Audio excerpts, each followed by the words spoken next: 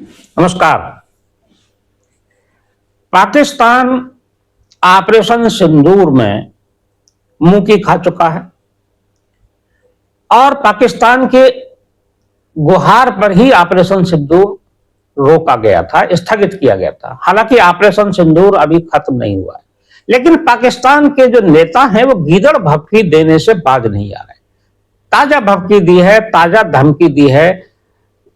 पाकिस्तान के भारत में पूर्व राजदूत रहे अब्दुल बासित ने, उन्होंने कहा है कि हम दिल्ली और मुंबई पर अटैक कर देंगे, वहां हम मिसाइल मार देंगे। अब पाकिस्तान अफगानिस्तान से तो निपट नहीं पा रहा है, अफगानिस्तान को तो संभाल नहीं पा रहा है। अफगानिस्तान लगातार उनकी मिलिट्री पर हमले कर रहा है और जब भी वो अटैक करता है तो कई दर्जन से अधिक सैनिकों को मार देता है।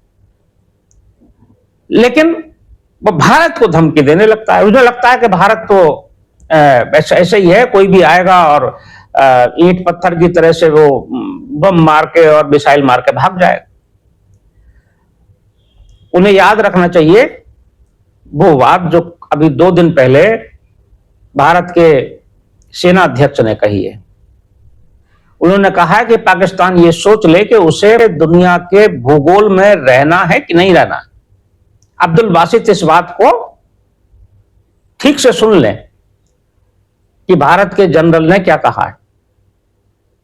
उन्होंने कहा है कि नक्शे में रहना है या नहीं रहना है, इस पर विचार कर लो। भूगोल में रहना है कि नहीं रहना, या इतिहास में समा जाना है।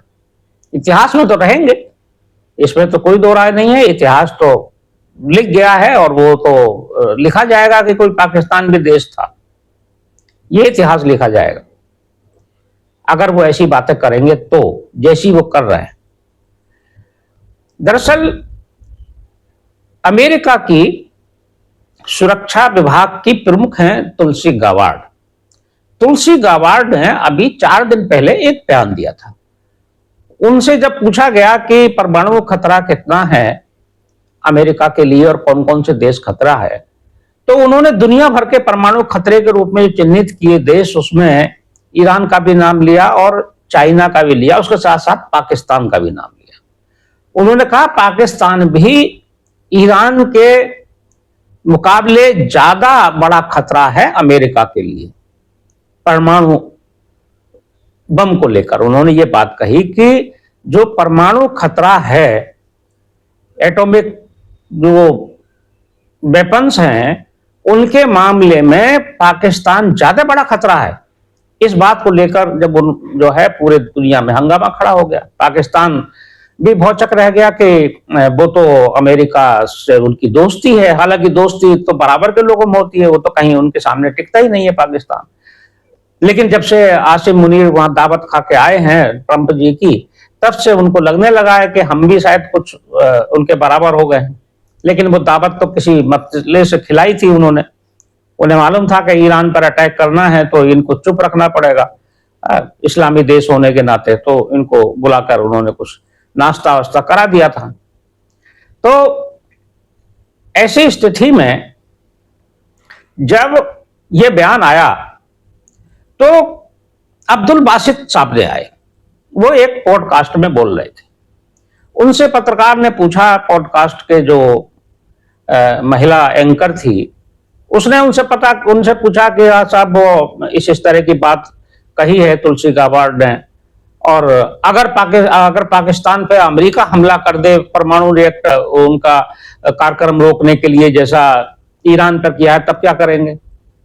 तब अब्दुल बासित ने कहा कि हम अमेरिका का तो कुछ नहीं बिगाड़ सकते, अमेरिका तो बहुत दूर है, वहां तक तो हमारी मिसाइल जाएगी ही नहीं। लेकिन हाँ, हम तुरंत दिल्ली और मुंबई पर जरूर मिसाइल मार देंगे, और हमें मार देनी चाहिए। हमें दिल्ली और मुंबई पर मिसाइल मार देनी चाहिए। मतलब अब हमला करे अमेरिका, पिटाई करे अमेरिका, और वो ईंट पत्थर फेंके भारत पर। मतलब उनकी मिसाइल कोई ईंट पत्थर से ज्यादा नहीं साबित होगी। फेंकी थी उन्होंने, ऑपरेशन सिंदूर में भी दिल्ली की तरफ एक मिसाइल मारी थी, लेकिन इसको भारत के इंटरसेप्टर ने उसको दिल्ली से करीब 300 किलोमीटर की दूरी पर ही खत्म कर दिया था। उन्होंने हवाई युद्ध भी किया था, वो भी जो है मुंह की खाई थी। अब वो भपकी दे रहे हैं कि वो साथ दिल्ली पे मार देंगे, दिल्ली मिसाइल मार देंगे, बंबई पे मार देंगे। अरे बंबई पर तो अटैक कर चुके हैं, बंबई पर तो आतंकवादी हमला किया ही था ना पाकिस्तान ने। हालांकि उस समय की जो यूपीए सरकार थी वो साहस नहीं दिखा पाई, नहीं तो उसी समय पाकिस्तान पर अटैक होने की आवश्यकता थी। लेकिन ऑपरेशन सिंदूर में तो हुआ, देख लिया पहलगाम में क्या किया। उसके बाद फिर याद आ गया ना, दौड़ के अमेरिका के पास पहुंचे। पाकिस्तान के जो डीजीएमओ हैं उन्होंने भारत के डीजीएमओ को फोन किया कि आप युद्ध रोक दीजिए, अब बहुत हो गया। 11 हवाई अड्डों पर एक साथ, उनके एयर बेस पर एक रात में एक साथ अटैक किया था भारत। नींद उड़ गई थी आसिम मुनीर की और नवाज शरीफ की और उनके राष्ट्रपति की भी। बंकरों में छिप गए थे जिस रात ये अटैक हुआ था। उसके अगले ही दिन युद्ध विराम हो गया। तो पाकिस्तानी तुरंत भूल जाते हैं, उनकी याददाश्त तो बहुत कमजोर है। उन्हें याद सिर्फ ये रहता है कि वो दिल्ली तो दिल्ली ना हो गई, वो कोई उनके लिए ऐसी बात हो गई कि वो दौड़ के दिल्ली चले आए। अरे याद करें आसिफ बात, ये अब्दुल बासित, जनरल जियाउल हक का बयान याद करें, वो जुल्फिकार अली भुट्टो का बयान, जिन्होंने कहा था कि हम भारत से 1000 साल तक लड़ेंगे। 1000 साल, एक महीने लड़ने की क्षमता नहीं। 3 दिन में यहां तो जो है नानी याद आ गई उनको। 14 दिन में हथियार डाल दिए थे बांग्लादेश में 90,000 सैनिकों में। 14 दिन, केवल 1971 का युद्ध 14 दिन लड़ा गया था। 14वें दिन उन्होंने जनरल जगदीश सिंह अरोड़ा के सामने जनरल नियाजी ने अपनी पिस्तौल सौंप दी थी। वो पिस्तौल आज भी भारत के संग्रहालय में रखी है, वो आके देख सकते हैं। अब्दुल बासित तो दिल्ली में राजदूत रहे हैं, देख लेते वो जाकर कि वो भारत के बार मेमोरियल में वो भी रखी हुई है, जो पिस्तौल जनरल नियाजी ने 1971 में 16 दिसंबर 1971 को जो सौंपी थी जनरल नियाजी ने जगदीश सिंह अरोड़ा के सामने। तो वो 90,000 का आत्मसमर्पण याद नहीं आ रहा, कारगिल याद नहीं आ रहा है, ऑपरेशन सिंदूर भूल गए हैं कि थर थर कांप रहे थे ऑपरेशन सिंदूर में। जिस रात ब्रह्मोस मिसाइलों ने तबाही मचाई थी, 11 एयरबेस पर एक साथ अटैक हुआ था। सारे राडार, सारे उनके जो है एयर स्ट्राइक की क्षमता एक साथ नष्ट कर दी थी। अब भी कह रहे हैं कि आप दिल्ली पर मार देंगे, बंबई पर मिसाइल मार देंगे। तो होश में रहे, होश में बात करें। ये अब्दुल बासित हालांकि दिल्ली में लंबे समय तक रहे, ये राजदूत थे भारत में, उसके बाद भी वो भारत को समझ नहीं पाए, क्योंकि उनकी दोस्ती ही भारत में ऐसे लोगों से थी कि जो उन्हें समझाने की क्षमता ही नहीं रखते थे। वो यहां यूपीए के नेताओं से उनकी अच्छी खासी दोस्ती थी। बहुत सारे फोटो सोशल मीडिया में कल से वायरल हो रहे हैं, जिसमें पूर्व राष्ट्रपति हामिद अंसारी के साथ उनकी एक पिक्चर है, ममता बनर्जी के साथ भी है और तमाम नेताओं के साथ है। वैसे कल दिल्ली में प्रधानमंत्री नरेंद्र मोदी ने अपनी कैबिनेट की एक बैठक की है और उसमें उन्होंने पूरे दक्षिण एशिया और पूरा पश्चिम एशिया और ऊर्जा क्राइसिस, सबकी सुरक्षा की और ऊर्जा आपूर्ति के संबंध में उन्होंने चर्चा की, बातचीत की और एक टास्क फोर्स भी बना दिया है, एक कैबिनेट कमेटी बना दी है जो पश्चिम एशिया के संकट पर और उस पर नजर रखेगी और उसमें निर्णय भी लेगी। उसमें कैबिनेट के कई वरिष्ठ मंत्री शामिल हैं। हो सकता है कल अब्दुल बासित की इस बात पर भी चर्चा हुई हो।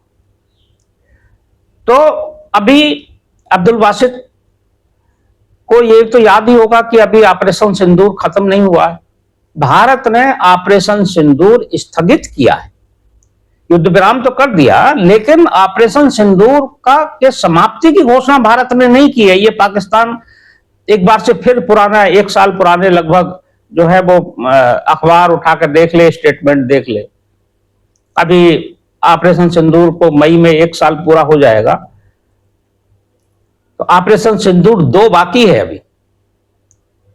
ये जो दिल्ली और बम्बई पर मिसाइल मारने की बात कर रहे हैं वो, इस पर जरा ध्यान से और गंभीरता से विचार करो कि आप कितनी बड़ी गलती कर रहे हैं, कितनी बड़ी भूल कर रहे हैं। ऑपरेशन 2 ना करना पड़े उससे बचे रहो। कोशिश ये करो कि भारत ऑपरेशन सिंदूर को समाप्त कर दे, घोषणा कर दे कि ऑपरेशन सिंदूर पूरा हो चुका है। ये दुआ मनाओ कि भारत जल्दी उसकी ऐसी घोषणा कर दे, अन्यथा भारत के सेनाध्यक्ष की बात को ठीक से फिर से याद कर लो कि इतिहास में ही रहना है या भूगोल में भी रहना चाहते। समय संवाद में आज बस इतना ही, कल फिर मिलेंगे। नमस्कार।